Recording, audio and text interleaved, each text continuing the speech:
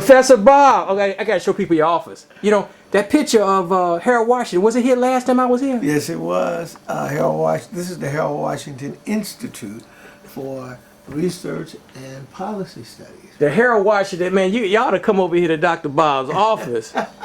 Man, you know what? When I want to give up on my people, and you know what? You do want to give up on your people. No, we can't. Then you see all these pictures. You see Frederick Douglass and the Honorable Elijah Muhammad and Marcus Garvey. The list goes on and on. All right. You like, maybe we should keep going. Go ahead, Dr. Bob. We can't give up on our people, man. That's all we got. We don't have any money. We don't have any power. All we have is ourselves. And we, in order to get power, in order to get money, we're going to have to stick with each other, period. All right. Okay, Dr. Bob, I attended 2 of your task force for black political empowerment. Your couple of meetings, you had some wild, the first one was wild and ruckus. Then they sort of calmed down. Then you told me you was kicking folks out that last one. So, but why we got to clown when it comes to politics? How come we can't peacefully discuss the issues without being there? I want to say the N word, being ghetto, if you will. Well, we plead with people to be, you can be disagree, but not be disagreeable. However, when it comes to politics, it's like religion. People take it as personal. They want to internalize it. They get upset.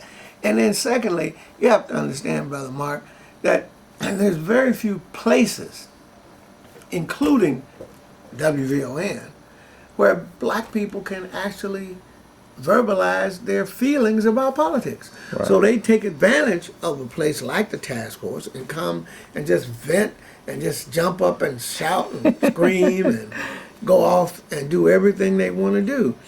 And, I understand that. And then to some extent, I understand and I let it go. But there comes a point where I have to put my foot down and say, look, forget it. We're going to stop it. Either we're going to be cordial, respect each other, or else we're going to cut out the whole thing. Stop it. So the bottom line, you did not vote on a consensus candidate. No, we didn't. For mayor of Chicago. No, we didn't. Because it was too chaotic, number one. Number two, we had people who were stacking the deck, like the Bill Walsh supporters, like the Chris Cooper supporters. And we like Chris Cooper, and we like everybody. Doc Walls is cool. But it's not fair. Yeah. It's not a fair. How can you get a fair consensus in a basement where you have people stacking the deck, and the other people jumping up, screaming and hollering, and you can't have any kind of, intelligent discussion. But I wish more young people would have came by, or we brought our young people, because a lot of us don't understand politics. And as you well know, Professor Boggs, you know the history way better than I do. African Americans in Chicago, we have never recovered from the debacle of the Sawyer Evans debacle. We've never, and I don't think we ever will recover. Well, I hope we will, but you're absolutely right. And the real problem is we did not institute political education after that, or even during the Harold Washington administration. We dropped the whole idea of political education. Now remember, Brother Mark, we don't even teach civics in public schools anymore. And like that man behind you, a lot of folks don't even know who Harold Washington is. People don't know who he is. People don't understand just the basic structure of government. What does an alderman do? What does a congressman do? What does a commissioner on the Cook County Board do? Those are just basic kinds of things that people don't understand, and especially our young people. And why should they vote? Because you say, wow, they pushing around Emmanuel. The people, whoever I'm going to vote for, probably going to lose. My vote don't count. In fact, we're taping this the day before the November election. Right. And a lot of folks just going to stay at home. And what's so sad, they make it, you can early vote like I did. Mm-hmm. You can vote absentee like a lot of folks should do. Mm-hmm. What's the problem? The problem is people don't understand the system. And secondly, people don't as you just stated, feel that their vote does not count. So why should I? People have said, look, I voted for all my life. I voted in 10 straight elections, and conditions have stayed the same. We still have the domination of the daily machine. Whether it's daily the first or daily the second, it's still the same. We've seen a brief respite with Harold Washington, but as soon as he died, things went right back to the same old stuff. So people are saying, well, why should we vote? So again, we've got to educate our young people. We got to get our young people involved so that they then can begin to change the system. Because I'm afraid that many of the older folks are not willing because they've been incorporated into the system. Many of them have been co-opted. Some of them have just been outright bought off. And and then many of them are just plain tired and have given up. So I think the only salvation is to have a vigorous, aggressive, fired up, and educated and dedicated a group of young blacks coming along. Yeah, well, you know what the thing about it is that I didn't want to talk. I can talk with you forever, but I can't because you're busy. I'm 48 years old. I've been doing the show since 1991.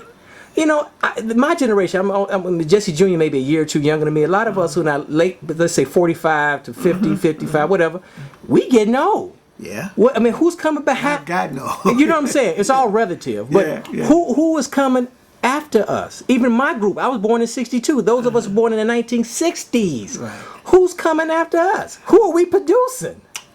That's sad, but we're not. I mean, for instance, we should have had someone being prepared after the debacle of Sawyer and Evans, so that we would have had somebody ready that was relatively young, ready to go. Now we have a bunch of people pushing 60 or over 60 or over who are now running, saying we're going to run them as candidates for the mayor of the city of Chicago. Whew. And you know what the thing about it, many people dislike them. No offense when I say this. The Jewish people, they got their stuff together. David Hoffman is Jewish, I presume, and he ain't running. Okay, Tom Darty, I think he's Irish or something. I don't know. He's Irish. But the point is that somebody must have tapped him on his shoulder. It seems like the die has been cast, and it's all been laid out for Rahm Emanuel. Well, I find it very difficult to believe that the Irish will stand back and allow a Jewish candidate to take over the mantle that they've held for 50 years or more. As you know, the Irish machine has dominated the city since the first daily, and well, even before that. So I don't think they really want to give that up. So I believe that they have cleared the deck so that Lisa Madigan can run, and I really believe that within the next week or so, she is going to announce that she's running. Well, we have to be soothsayers because I'm going to put this on public access in a couple of days, but they won't run on public access until December, maybe late December. So in November 2nd, we're taping this is the first. This is the first. Right. We're taping this November 1st, and you're the soothsayer, political soothsayer. Professor Bob Starks, you say Lisa Madigan's going to run in. Absolutely. Run and you step in and run, and she is Irish. She's Irish, if you will. Right. Absolutely. She's you know what I'm saying. She's Madigan's daughter. Excellent opportunity for us if we came stuck together. If you would have possibly two heavyweights, if you will, two heavyweights, Lisa Madigan running against Rahm Emanuel, then possibly two Hispanics, one Puerto Rican, one Mexican running against each other. Right? Yeah. So then Fioretti is out. He's an Italian, so he's not going to run, right? Yeah. So then you would have a black, if we stuck together with one candidate, could move right between those two. But you know the power. You know the dirty stuff behind the scenes. Stuff that you probably can't even tell us on camera. The real dirt. You know they're gonna pay off these Negroes. Of course. Them Negroes gonna get in line. They're gonna be paid off, bought off. And it's so sad. It's the politicians who are paid off and bought off. It's so obvious. Why don't our people see the obvious?